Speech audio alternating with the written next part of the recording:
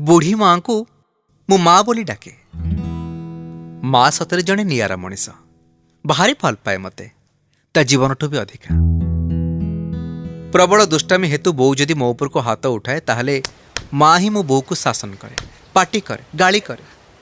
मो बो कहे देखिबो माँ ये जेमती दुष्ट होउछि आगु को बालुंगाटे हबो, या को शासन न कले ये कुलांगार हबो, तमे ता मुह बढ़ई दउछ।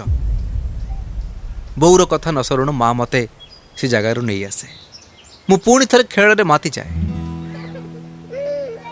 भावे माँ समस्त मते अधिक भल पाए। मो बापा देह भीषण खराब होता है।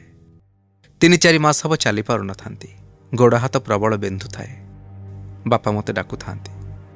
ड्राइंग रूम रे बसी मो ऑफिस रे जरूरी कामटे करू थाए। जाउची जाउची कही आ जाई पार न थाए। माँ हठात पाटी करी उठिला, तते टिके लज्जा शरम नहीं? अरे मो पुओ सेठी कष्ट पाउछि, तू एठी बसी जरूरी काम देखौछु? कुलांगार, मो पुओर जदि जत्न न नहीं पारुछु पळाबे घरु।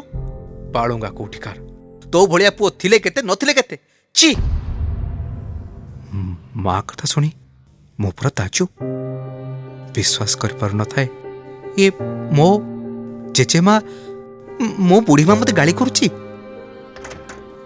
फटाफट लैपटॉप बंद करी पछक बुली देखला बेलको माँ फोटोटा कांथरे सेमती झुलुछि। फूलमालाटा तलको खसी पड़ी। मो बापा रूम को दौड़ के जाई गोड़ मोड़ला बेले भाबुथली माँ मते बहुत अधिक भल पाए, हेले ता पुओठु अधिक नुहे।